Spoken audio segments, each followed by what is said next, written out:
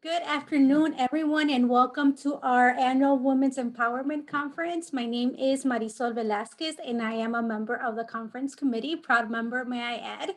Before we get started, I want to remind you that this session is being recorded and it will be made available on our conference website. So please feel free to use the chat feature to ask any questions that you have and engage with each other and the panelists. If you are comfortable, we ask you to please keep your camera on, but we do ask you to keep your microphone on mute while the presenters are speaking. We have an amazing session today with three amazing speakers, Paige, Kristina, and Pearl from Career Killing Moves. I had the opportunity to attend their workshop at the ILEA conference recently, and it was amazing. So all of you are in for a treat. Today's workshop is going to focus on these three wonderful women of from Career Killing Moves, which is a digital storytelling platform that centers on the experiences of women of color in colleges and universities. In this session, the co-founders will share the origins of the platform and their mission to support women of color in career preparation, advancement, and professional development through webinars, blogs, collective mentorship experience. So thank you so much for being here today. We really appreciate it. All right, ladies, I will turn the microphone over to you. Thanks once again for being here. Interesting. All right, everybody. Thank you so much. It's wonderful to be here, and I see some familiar names and faces in the group, so I'm excited for us to have a conversation today. But good afternoon. Thank you so much for being here for our session, Strength, Courage, and Wisdom. My name is Kristina Garcia, she, her, hers, and I'm a co-founder of CKM, or Career Killing Moves, a digital storytelling platform along with Paige and Pearl. I am a higher education professional and currently work at Elgin Community College as the Associate Dean for the College of Communications and Behavioral Sciences, and I'm a faculty member in the higher education master's program called Enlace at Northeastern Illinois University. My background is in student services, teaching, and instructional design. My research areas include Latinx, leadership development, commuter student sense of belonging, and campus racial climate. I'm excited to be here, and special thank you to Gabi and Marisol, who attended our session at the ILEA conference and invited us to speak.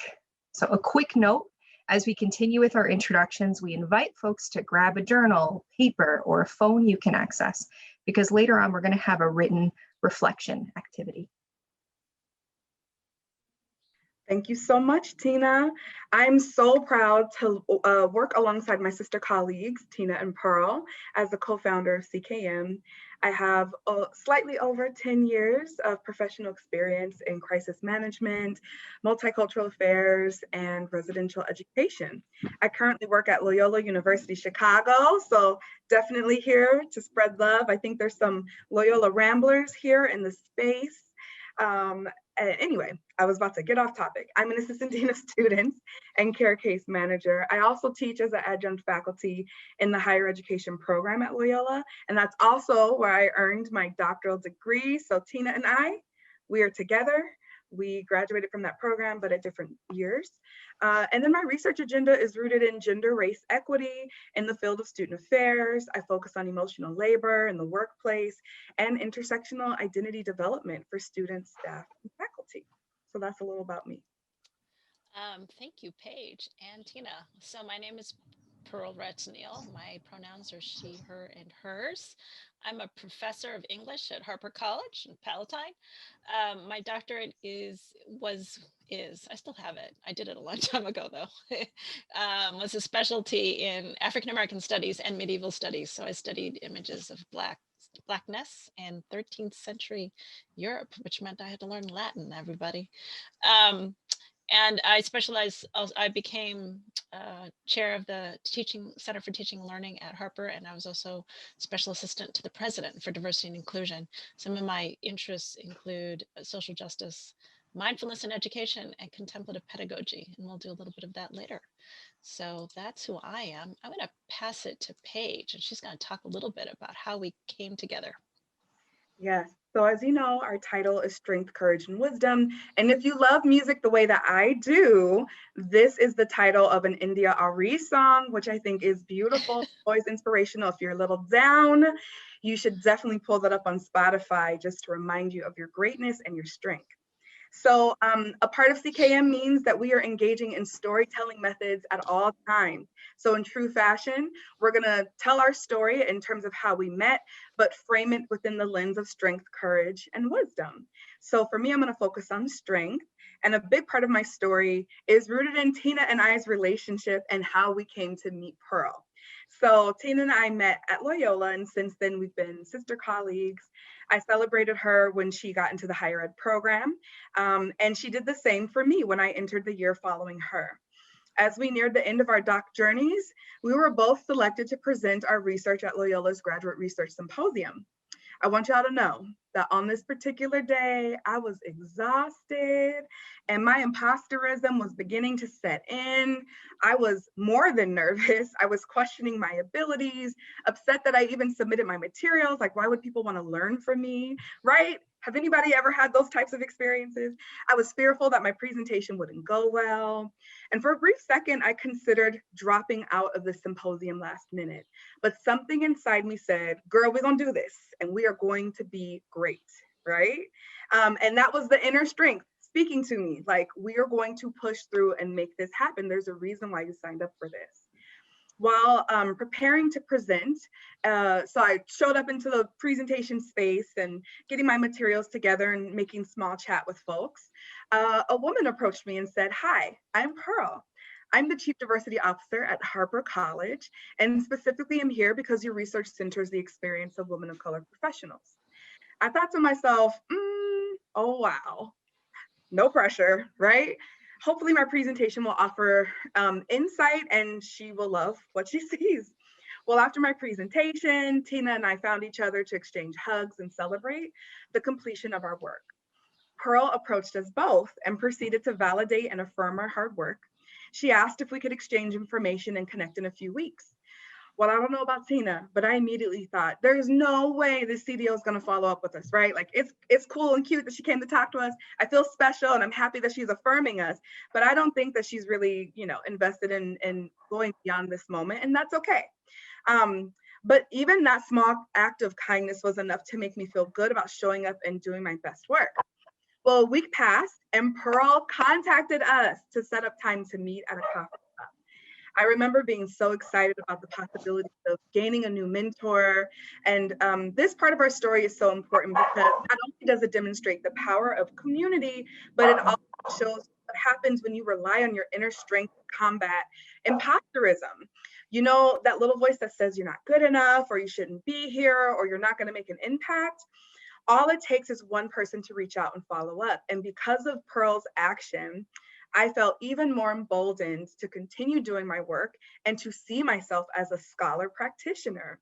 So as a result of this sister bond, we grew to be so much more. And I'm going to let Tina continue our CKM story. Thank you so much. And as Paige shared, I also met Pearl at the same conference where I shared my research on the leadership development of Latina college students at a historically white institution. This, of course, led to a series of meetings and informal conversations in coffee shops, one another's homes, wherever and whenever we could meet. And we shared our own experiences within higher education. And in particular, Pearl shared a specific experience that resonated with Paige and I, and it actually connected with much of our existing research. So Pearl will share more about this specific experience and what a career-killing move is in just a few moments. But for me, I had to really challenge myself to be in these spaces with them and to imagine a reality where we could create something, we could build something, and something that was larger than ourselves. And that is a pretty daunting task when you think of it. But looking back, I stepped out on my faith and accepted that invitation to meet and ultimately to build something new with these two women. Talking wise and nobody can hear you. So I was muted. Okay, everybody, I want to thank Paige and Tina for those lovely stories and that flattering portrait of Pearl, but Pearl was really there just to recruit them. So as a part of my job as a special assistant, to the president for diversity inclusion. That's the chief diversity officer. One of my responsibilities was to try to diversify our faculty. So I would go to graduate to student departments, graduate events, English departments everywhere, and try to find talented doctoral candidates or graduate students to recruit for positions at Harper College. And it can look, when you're in these positions, it can look not that relevant to meet young people in the beginning of their careers, but it's actually how I think we really start to find the people who are committed to young people and students. So when I went to the Graduate Research Symposium, it was really with the intention to find talent. And so I'd like to say it was a wonderful person, but I was also doing my job. And at the symposium, what was pretty obvious right away is that Tina and Paige are really talented researchers. I could see that by how they presented and the quality of the research, but they're also very good teachers. And those are the kind of people I wanted in the college. So really a lot of that was about how do I create a relationship with these young professionals so that they would be interested in working at Harper College. As we got to meet in coffee shops, remember when we used to do that, I told them a story about my own career that resonated with them. So I'm going to tell that story to you now. And if Tina and Paige, I miss a crucial point, feel free to jump in and remind me. So in the early part of my career, if you're a faculty member, if you want to be a teacher, a faculty member, the tenure process can be challenging. And so at some point during that process, I felt overwhelmed. We all do. And I also felt like I had to do everything everywhere in order to get tenure and promote. And at some point, the list of things I had to do was so overwhelming that I sat in my desk facing papers I hadn't graded and this list of things to do, just feeling like I didn't really want to do any of it just to promote. And two, I had too much of it. So there was a story that came to mind at that moment from Toni Morrison, so the great Nobel Prize winning novelist, who had a similar moment in her career when she hadn't quite written her novels. She was teaching part-time and she was working in the publishing industry in New York. And in that moment, she also had all these things to do and she was overwhelmed. So she took out a legal pad and she wrote down a list, everything she had to do. And then one by one, she took off the list things that weren't important to her. And she was only left with two things: mother her children and write books. So I did the same thing. I wrote everything I had to do, every committee meeting, every assignment, everything. And I took off everything that didn't matter to me. And I was only left with two things: write books and continue practicing yoga and meditation, which I had started. And so at that day, I resigned from a number of committees and I stopped doing things that I wasn't passionate about. And I stopped going to things that didn't move me. And so in that moment, I began the process of cultivating wisdom in myself. And wisdom here is the cultivation of self-awareness. So being in touch enough with yourself to be aware of what you need, being in touch enough with yourself that you know what moves you, what you're passionate about, where your energy wants to go. And that kind of wisdom will often contradict what you've been told you should do. So the ability to cultivate wisdom in your career was for me the beginning of what I called a career killing move. Because when I was telling the story to Paige and Tina, I said, I sat down in my office one day and decided to kill my career. That doesn't seem wise at all. That's the opposite of wise. But Tina, who's work in Latinx leadership, said, that's it. That's a career killing move. That's what we need more of in professional development. And so that was the genesis of both a brand that many marketing people told us was not a good idea, because why would you have a development company that's going to kill your career? But what we mean by this is this authentic moment in your development where you feel your passions and are moved by them. So I'm going to pass it on to, I think, is it me who's going to go next? Paige. Paige is going to talk a little bit more about what a career killing move is. Yes. And Tina, if you could move the slides forward. Yep, you already read my I got so engrossed. Oh my gosh. Right? My apologies. I was slacking on my job. I was feeling spirit, y'all. That was coming down. That was me, not me talking.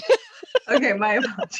So something else you know is we just have a good time. So you are allowed to laugh. You are allowed to snap your fingers. You are allowed to show love in the chats. you know, if we were in person, it would be so great to hear everybody and feel like the love and the joy in the space. So just know that this is a real chill environment, okay? So I want to explain to you all some more about what career killing moves mean, right? Some of us might still be like, but do I really want to kill my career? So as Pearl shared, the inception of our organization was developed from simple acts of mentorship, collaborative leadership, and mindfulness. Because of our bond, we wanted to create a space where women of color could experience similar connections and find community. We landed on Career Killing Moves as it embodies a bold declarative, one that dares women of color to be their full authentic selves, prioritize inner ambitions, and activate leadership strengths that stem from unconventional forms of knowledge and expertise. Much of my leadership style is influenced by my grandmother, the first lady of the Black church I grew up in, my mom. Overall, the way that I seek and offer community to students, staff, and faculty come from these childhood relationships. These women represented fierceness, unconditional love. They modeled communal accountability, sacrifice, and support, right? So really quick, if you're vibing with what we're talking about in terms of what career killing moves are, type in the chats, you know, who are the people who influenced your leadership style, right? Who inspired you to be who you are today? And if you don't have someone, don't worry. Hopefully by the end of this, you would have connected with someone who does inspire you, or you might find that you inspired someone else just by being present and sharing your own stories. For women of color who are with us in this presentation, oh, I'm sorry, I just told you all to do that. CKM encourages women of color to let that inner light shine, right? Your inner light, while navigating historically white institutions and oftentimes working environments that haven't been designed for us to succeed. If you're a student in this space and you're still not quite sure how this applies to you, if you're not yet in your career, don't worry. As a student, that is a career, right? You are in school for a period of time. Whether you continue on after your experience at Morton or other institutions that you're a part of, your experience with career killing moves shows up when you have to have meaningful dialogue with your professors. You got to hold them accountable, right? Perhaps you have to tell your family that you need to change your major, and it's really scary. I had to do that myself. I was a math major, and you know, I was kind of good with math, right? I was good, but that wasn't my true passion. And so eventually through mentorship, I realized, oh, like, I don't want to do math for the rest of my life. What I really want to do is be a leader. And that's how I learned about student affairs and got into this type of work, right? So that changed my trajectory, and I went ahead and got a degree in education. And then all of a sudden my grades, you know, blossom. So remember, when you are doing a career killing move, sometimes it means that you have to make a change in your life, right? And it takes courage, it takes strength to make those things happen. And you can draw that strength and courage from communities that root for you, that support you, that give you good and sound constructive feedback, right? So those are ways that I want you to think about career killing moves, especially if you're a student. Every day you're making career killing moves. So now Pearl is going to talk some more about our CKM platform. So I'm going to leave it to Pearl.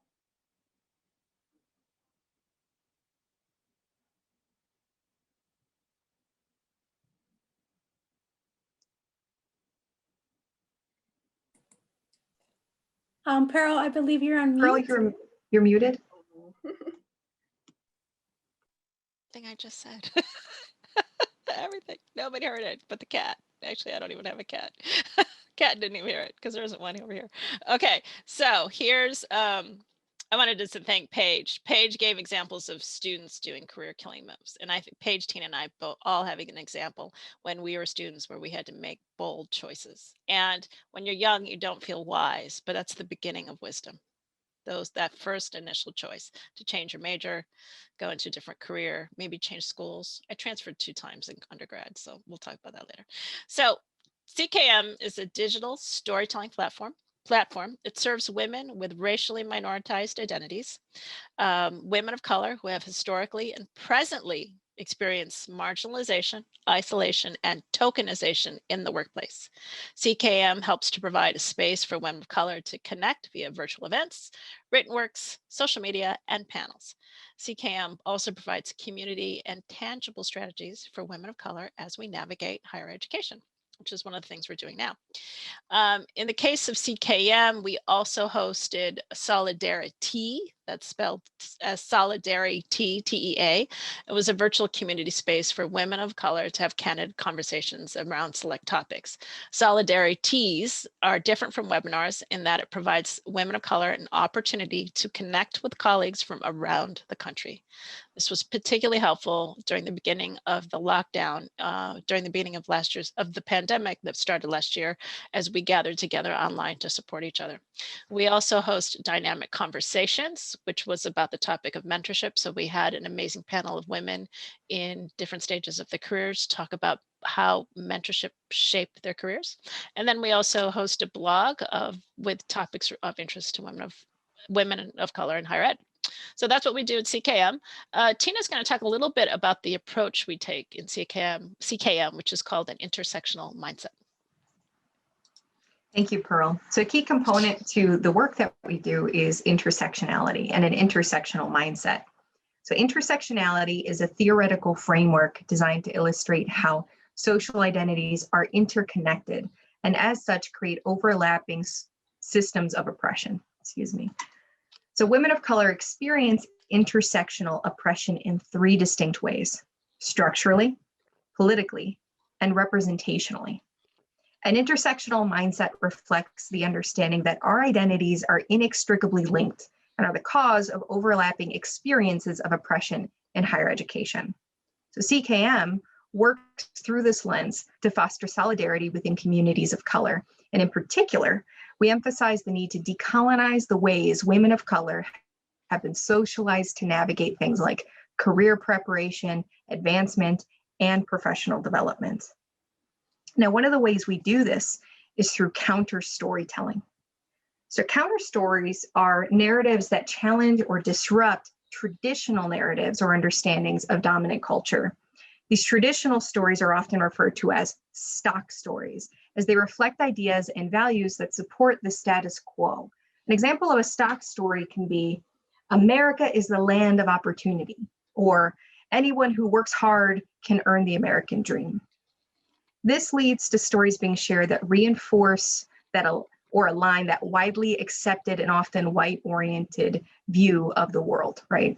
Yes, these stories can be true for some, but these stock stories fail to capture the experiences of folks with non-dominant identities. Concealed stories refer to narratives that are often just beneath the surface, so not so much hidden or unknown to the wider society, but more so overshadowed. A concealed story can be a Black woman sharing her experience of racism in the workplace with a trusted friend. There's the shared understanding of their experience, but it may not be within earshot of a dominant group and is not widely reflected in wider society. Now, resistance stories are narratives that reflect the collective struggles and persistence of a person or a group. So these stories can serve to inspire and mobilize people and perhaps even raise awareness of the experiences of people with those marginalized identities. Resistance stories at their core challenge stock stories and can inspire action. And next, we're going to get a chance to practice some of this, or at least like reflect on our own experiences. And Paige will take us through that in just a moment. All right, so before we break out into discussion, we wanted to make sure that we created space for folks to share stories, right? We didn't want this to be lecture style. And if we were going to bring to life this, the title, right, Strength, Courage, and Wisdom, and we've modeled what that storytelling can look like, we want to create this opportunity for you all. And I'm seeing the number of folks that we have in the space. I think we're like literally right over 10. And I think it would be helpful if we did do breakout spaces so we could actually have time for meaningful dialogue. So I'm comfortable with there being 3 groups, and it's about 3 or 4 of us with each facilitator. So we have some questions, right, that are directly aligning with the title of our presentation. And we want folks to take some time to think about, where do you draw your strength from, right? What motivates you? What keeps you in the game? What wakes you up in the morning? What are those passions, right, that excite you? Folks who've inspired you? When have you displayed acts of courage when addressing or moving through a challenge? That's another good way of thinking about like the action-oriented part. So not only the strength that, you know, motivates you, but the courage to address the conflict or the challenge that comes your way as a woman of color. And what's nuanced about that for us who hold intersecting identities, right, with race and gender, and probably other social identities as well, right? So I'm queer Black woman of color. So for me, there's like 3 areas of focus when I think about the type of courage I'm displaying. And then what unconventional wisdom did you gain from these experiences? So what were the valuable lessons? How can we, right, inspire each other to continue to grow? So these are the ways in which we hope you will share some stories. And I see the time at 12:30. We've got 20 minutes that we can do this. And then we will come back together. Gabby will bring us back together, or Marisol will bring us back together so that we can close out and do a large group reflection, and then do a mindfulness exercise. And actually, now that I just said that out loud, this will be 15 minutes because we need time to do our group reflection. All right, so let's go ahead and break out into spaces. I'm just going to do 3 groups, and each facilitator, myself, Tina, and Pearl, will help us move through these conversations, okay? So let me just, oh, actually, I can't do it. Oh, and before we go, we do have some community guidelines. So if you want to show that really quick, Tina, it would be helpful. These are 4 quick things that you can remember as we prepare to get vulnerable with one another. So the first one would be just taking a hum.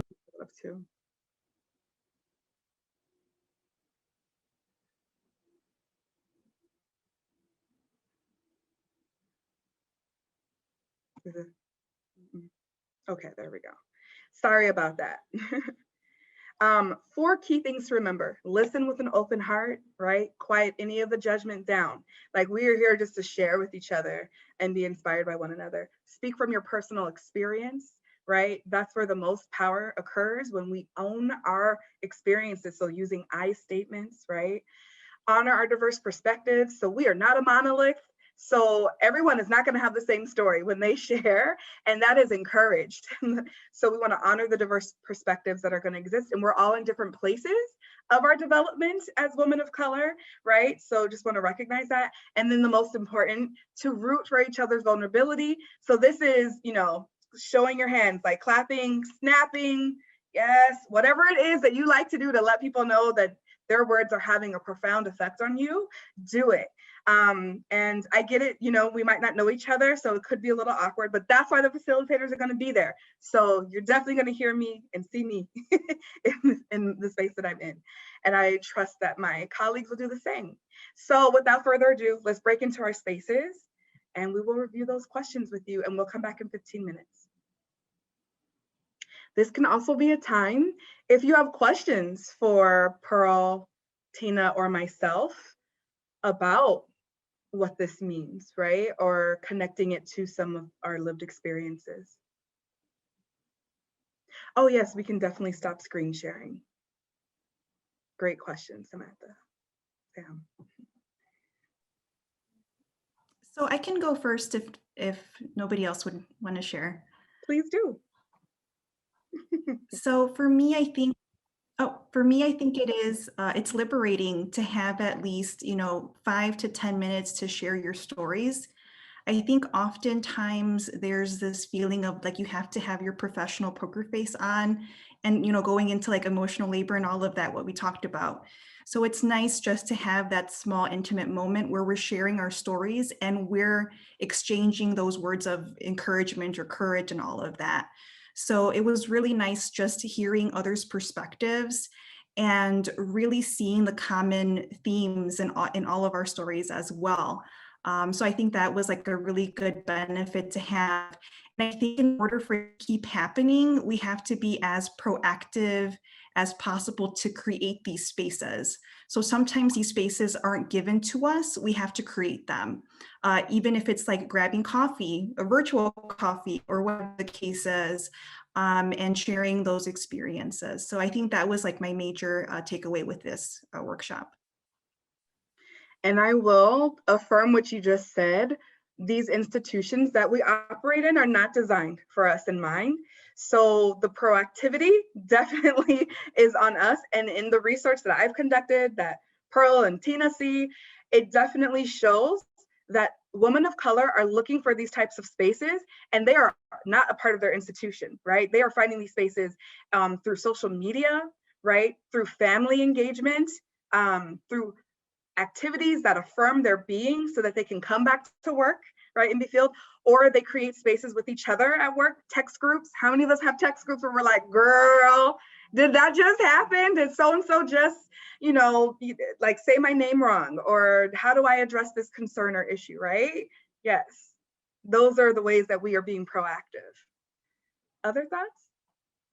Maybe one more share before we go into our mindfulness exercise. Oh. Sure. I can go ahead and share. So I thought it was very just relieving, just to take a break from work, you know, whether it's your lunch hour, and being able to listen to the other stories too. I think in listening, you get inspired to share. And so this just, yeah, it was heartwarming, peaceful from the moment of the start. The tone was set. I think Pearl said a quote by, I forget, but it said, you know, mother her children and write books. And I think COVID has taught me a lot, you know, more of the personal development. But, you know, just stepping away is good. Mm-hmm. Thank you so much. And because of time, I'm gonna hand it to Pearl. We were gonna do like a closing mindfulness exercise really quickly so that we can just be ready to go back into our regular lives or attend more sessions for this conference. So Pearl, go for it. Okay, thank you. And actually, could we turn the screen sharing off just so I can see all the faces? Thanks, Tina. Okay, I want to just thank everyone for being here for this. So this is, we're going to do 30 seconds of just nothing. How's that? And 30 seconds of just nothing for all y'all, it's going to feel like a year because I know your lives. I know how you live. I know you got children and dogs back there. I know you got a boss in the corner. I know what's going on. So we're going to take 30 seconds of just you doing nothing. How's that sound? So 30 seconds doing nothing. So I'd like you to just find a seat. Sit with, as I had a teacher say to me, sit with dignity. Sit with dignity, Pearl. So finding a posture, feet on the floor. You can put your hands in your lap. You can cast your eyes down a little bit. You don't even have to look at the screen. Just listen to my voice. Just take an inhale. And on the exhale, release everything that is not you. So release the children, release the dogs, the cats, the partners that you have and the ones that you don't have. Release it all. And you take the inhale, feel sunshine and light enter. On the exhale, feel muddiness, heaviness leave. If you feel emotions arise, like sadness or grief, on the exhale, just gently let go. We are doing nothing but ourselves right now, doing nothing. Our inspiration is each other and our breath. So feeling your own roots, finding your roots in your feet and in your heart. And as you move into the next few hours of your day, find what arises in you that wants to be authentic and make space for that authentic feeling, whether other people want it there or not. This is for you. So breathe in and breathe out. And when you're ready, you can open your eyes. I want to thank everyone for being here. Paige, Tina, I'm going to pass it over to you guys. Is there anything else we need to say? We just have our last slide that has our information on it. I saw a great question about what do you have got going on, right? Right now, it's a bit slowed down for us. The three of us have full-time jobs, so we also have to take care of ourselves during this pandemic. But you can follow us at true_CKM on Instagram. We also have a website where you can engage with more stories from people who have shared their experiences as women of color in higher ed through a blog. So you can do that. We even have the recording of our panel discussion, the dynamic conversations, right, on the power of mentorship. I actually think it's a phenomenal workshop. So if you want to look at that, it's a great place to draw some more inspiration and think critically about what mentorship means to you. And then, you know, with social media, I would say that there will be some stuff that you see there, but I feel like it will continue to unfold through the summer. So have patience with us as we continue to find creative ways to stay engaged with folks. But we will be able to announce upcoming events and opportunities as we move forward. We hope to roll out a formal mentorship program for grad students, for undergrads even, and professionals, right? So we'll figure out the right way to balance that, but we look forward to talking more about those opportunities through social media and our website. So thank you all so much for this time. Tina, do you have anything you want to say in terms of closing out? No, thank you all so much. And Pearl, when you said, let go of the partners that you have and the ones you don't, I felt that. I felt that deep in my heart. But thank you all so much. Greatly appreciate it. Thanks, everybody. And most important, Gabby, thank you for making this happen. Yes, I want to just thank everyone at Morton College who helped arrange this and invited us to speak. I'm glad we came and had the opportunity. Well, we thank you for coming and making time out of your busy schedules to be here with us today. So help me show them some love, give them a huge round of applause, whether that's on Zoom or an actual one. So thank you, ladies, so much. We truly appreciate you being here. And all the attendees, thank you again for coming today. We still have a lot of great sessions. We have another session tomorrow at 2 p.m. and Gabriela is gonna put the information on the chat if you would like to register tomorrow at 2 p.m. Another great workshop, Cultivating Sisterhood in Academia to Combat Imposter Syndrome. So please join us if you are available. And again, have a wonderful day. Again, thank you for coming. Bye, everybody. Thank you.